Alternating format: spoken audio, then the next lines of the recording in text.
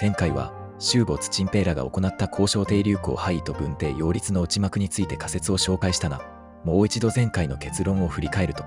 1、皇帝流行たち慶帝チルドレンは慶帝の実施。2、周没陳平らは自らの身を守るために大臣を巻き込んで慶帝チルドレンの排除という大罪を犯した。3、正当化のために慶帝チルドレンは慶帝の実施ではないという作り話を広めた。4、実行犯の汚れ役は流行許可公営文帝が負った。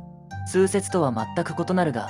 実際のところはこうだったんじゃないかという考察だったね。前回触れたように漢の皇統は初代皇帝である劉邦と呂公との間に生まれた皇太子の慶帝劉永に受け継がれ、さらに慶帝劉永の王子に受け継がれていった。本来であれば劉公と呂禄の娘の間にいずれ王子が生まれ、劉公からその王子へと皇統が受け継がれていくことが想定されていた。しかし呂氏を滅ぼした周没陳平らの重臣は、呂氏の血を引く人物が皇統を継いでいくと自分たちの一族がいずれ罰を被るだろうと危惧し、皇帝劉公をはじめとする慶帝の王子を皆殺しにした。しかしこれは臣下の身でありながら正当な皇帝を廃位した上、皇統を根絶やしにするという臣下としてこれ以上ないほどの大罪だ。これを周没陳平らはグルになってやってのけた。すべては自分の身が可愛いからだ。今回は続いて周没たちが自分たちの罪を隠すために行った印象操作活動について紹介していこう。印象操作とは具体的にどんなことですか？一言で言うと、皇統を断ったという印象を弱めることだ。順番に見ていこう。以前、人豚の刑のエピソードは慶帝を貶めるために作られたという説を紹介した。慶帝が人豚を見せられてショックを受けた後の反応がどうだったか、もう一度おさらいしてみよ慶帝は大泣きして病気になり、1年余りも起き上がれなかった。そして人を使わして旅行に行った。これは人のすることではありません。秦は太閤の子として、これでは天下を治めていくことができません。慶帝はそれ以降毎日酒を飲んで陰楽にふけって政治を顧みなくなり、そのため病気になった。確かに慶帝のイメージってここで決まってしまっている感があるな。自分から皇帝の任務を放棄し、人生も放棄した情けないやつ。確かにこのエピソードによって慶帝が皇帝にふさわしくない人物だという印象が生まれているな。そうだろう。では実際に慶帝は1年以上起き上がれなかったのか、政治を放棄したのか。趙王劉如意が毒殺されたのは慶帝元年の12月。関夫人が処刑された時期は明らかではないが、その直前に夏に発生した別のエピソードが挟み込まれていることから推測するに、関夫人の処刑は夏、つまり4月以降だ。そして10月には西王劉妃が長安に来て、慶帝はこの兄と主演を設け、そこで呂公が西王劉妃を毒殺しようとするや、自分も一緒に毒酒を飲んで西王を救おうとした。つまり関夫人の処刑からせいぜい半年後、趙王の死去からでも10ヶ月の時点では慶帝は元気だった。少なくとも起き上がれない状態ではなかった。だから慶帝が人豚を見たショックで1年余りも起き上がれなかったというのは嘘だ。なるほど。次に慶帝は政治を放棄したのか、いちいち説明しないが、その後の慶帝の行動を見てみると曹参、祝孫通らの補佐を受けてしっかりと政治に取り組んでいたことは容易にわかる。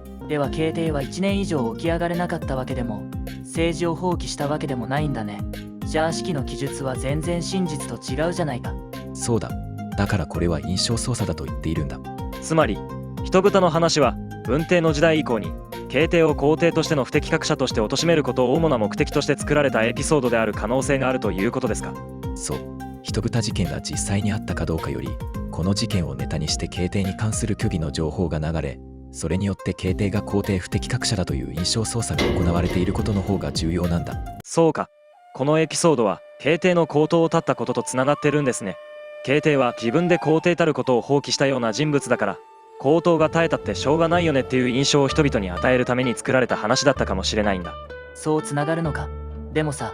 確かに多くの人はこのエピソードを見て、慶帝は情けないやつだというイメージを持ってしまっているけど、それは作られたイメージなのかな。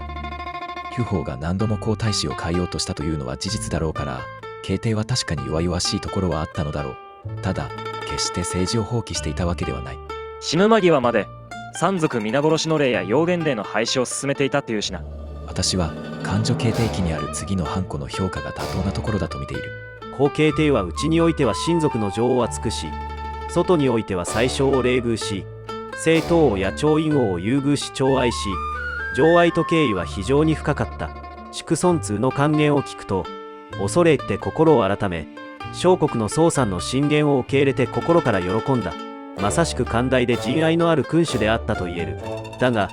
女大公によりその思考の徳が損なわれたことは何とも悲しいことである。これは皇帝不適格者なんてとんでもない。もはや名君としての評価だね。心が優しい人物だったのは間違いない。まあ23歳で病死したのだからひ弱だったかもしれず、子供が男の子だけで7人いたのだから夜の生活は盛んだったのかもしれない。加えて旅行が自分の息子である慶帝と自分の孫娘である超皇后の間に子供が生まれるようにあらゆる方法を尽くしたっていうけど、旅行があらゆる方法を尽くすってのがなんとも恐ろしいんだよな。旅行があまり無理させたから慶帝が病気になっちゃったとかだったりしてね。ところで紀伝体って言葉は知っているよな。中国の正史の記述方法ですね。帝王の事績を記した年代記である本義と主要人物の伝記である列伝などから構成されるから紀伝体って言うんでしたって。その通り。そして漢の武帝の時代に書かれた司馬遷の式には本義が見ての通り12ある。始皇帝の次に皇后が来ているのか。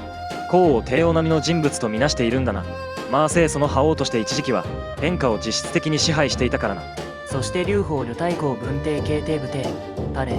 慶帝も2人の小帝も本義に入ってないじゃない。そうだろう。これだけ見れば漢の帝王は初代の劉邦とその皇后の旅行から直接文帝に引き継がれていることになっている。2人の小帝はまあ呂太公本義に入れてもいいんだ。その時代は旅行が摂政していたから。でも慶帝時代の7年間は慶帝がずっと申請していた。そうだな。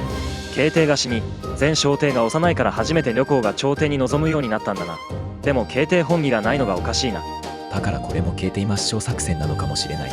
劉邦から皇太子に立てられ7年間在位して十分な知績を残し、皇太子に平穏に帝位を引き継いだ正当な皇帝。しかも名君と言っていい皇帝を司書の本義からわざわざ外すか。普通だったらこんなことしない。もし仮に武帝が慶帝の子孫だったとしたら、慶帝がたとえどんなにダメな皇帝だったとしてもこんなことは絶対にありえない。さあ、司馬遷は文帝の孫である武帝に忖度していたってこと。忖度という言葉が適切かどうかわからないが、漢の皇統は劉邦から文帝慶帝武帝と引き継がれていくという流れを作りたかったんだろう。旅行は劉邦の皇后だから劉邦文帝という皇統を邪魔することにはならない。慶帝は本義からわざと外されちゃったんだね。かわいそう。ちなみに後漢の時代に書かれた前漢の歴史漢序では本義は皇帝期、慶帝期、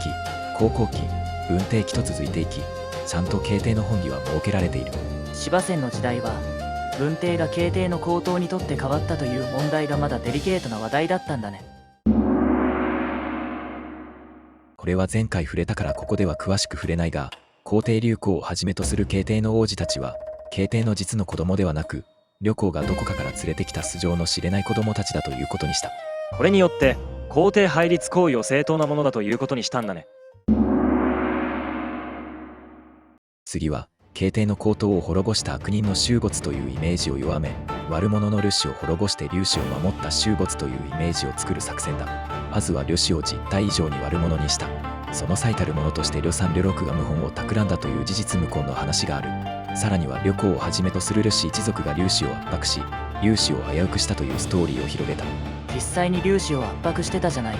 趙王を3人死なせたりとか。都市に危害を加えそうな何人かを粛清したのは事実だけど、呂氏と仲良くやっている劉氏は優遇してたぜ。別に劉氏全部に危害を加えていたわけじゃない。だったら呂三と呂六はもっと悪者に仕立て上げられてもしょうがないのに、意外と何もエピソードがないよな。この2人は普通にいい人で悪い面を誇張しようにもできなかったんじゃないかな。呂六なんて友人に勧められておとなしく平権を手放しちゃったような人物だしな。振り返ってみると、呂公が死ぬやいなや西王劉常が反乱を起こし、それが漢英の覇権、漢英の西王への同調、終没のクーデター、呂氏中滅、そして皇帝劉公敗位、文帝擁立とつながっていった。私はもしあの時西王劉常の反乱が起きなければ、その後の展開はなかったように思うんだ。この一連の出来事に綿密な計画といったものは存在せず、全てがその場の成り行きによって場当たり的に進んでいったように見える。西王劉常の反乱は彼が独断で突っ走ったようなものですよね。それがなければ終没がクーデターに踏み切ることもなかったんじゃないかってことですか。西王劉常が乱を起こさなければ、長安に呂三と呂六が指揮する大軍が残ったままで、天下が平安で呂三と呂六はおとなしいまともな人物。この状態では終没も陳平もクーデターを考えることはなかったんじゃないかな。完全に余談だけど、終没や陳平が新しい皇帝の人選を考えるとき、西王劉常を除外したのもわかる気がする。西王龍城とその兄弟が血気盛んすぎて重臣たちからすると危険人物だったからだろう。その点大王龍光ならおとなしいし、母親の白紙も影が薄い女性だから安全だと思われたんじゃないか。西王龍城の外籍の資金が打診家だからっていうのは口実に過ぎないってことですか？そうだ、西王龍城はこの翌年、弟の龍将は3年後に死んでしまう。病死と伝わっているけど個人的にはちょっと怪しいと思っている。そして龍光家は龍将が死んですぐ反乱を起こし、敗れて死んでしまった。残った弟のうち4人は後にこそ七国の乱で反乱した7人の王のうちの4人だ。西王龍城の兄弟は呂氏の打倒に大きな功績を挙げた割にその後が報われなかったんですね。話がだいぶそれちゃったな。慶帝と周没に話を戻そう。そしてとどめは劉邦の遺言だ。死に際に旅行に行った。劉氏を休んずる者は必ず周没である。劉邦に人を見る目があったとはいえ、さすがにこんな預言者まがいのエピソードは作り話だ。そしてこれは周没が行った慶帝王子皆殺し事件を隠蔽し、周没を大悪人から劉氏を休んじる者へと大変貌させるイメージ戦略だったんだ。どうだろう。まあ確かに劉邦のあの遺言は作り話だと思うけど。さあ、あの遺言は誰がどういう意図を持って作ったのかって考えてみれば答えは明らかじゃないか。ああ、この作り話による最大の受益者は周没だよな。なんたってあの劉邦様のお墨付きだからな。劉邦様の遺言だったら絶対的だよな。以上、慶帝と慶帝チルドレンの悲劇について見てきたけど、どうだった？歴史は勝者によって書かれるということを改めて痛感しましたね。あと、呂光が自分と血縁関係がある人を無理やり優遇したのが結局全部裏目に出たことがよく分かったな。呂光がそんなことをしさえしなければ慶帝チルドレンの悲劇はなかったし、慶帝の功績が抹殺されることもなかっただろうな。確かに呂光の浅知恵が大きな悲劇を生んでしまったってことだな。しかしこの説が仮に本当だとしたら恐ろしいな。劉邦と呂光から一定の信頼を得ていた周没陳平官営たちがこんなとんでもないことをしでかすということも恐ろしいけれど、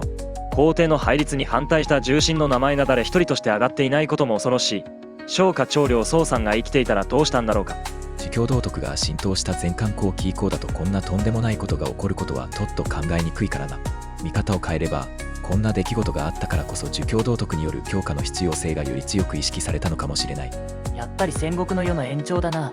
これが事実なら周没ですらこんな悪事を犯すんだから、もっと危険な関心や英夫が粛清されたのもしょうがなかったのかもね。ここまで旅行とその周辺の人物を中心に考察を重ねてきたけど、旅行シリーズは一旦ここまで。次回はまた違うテーマを取り上げます。今後も中国の歴史を中心とした動画を上げていきますので、この動画がいいと思った方はチャンネル登録とグッドボタンをよろしくお願いします。最後までご視聴いただきありがとうございました。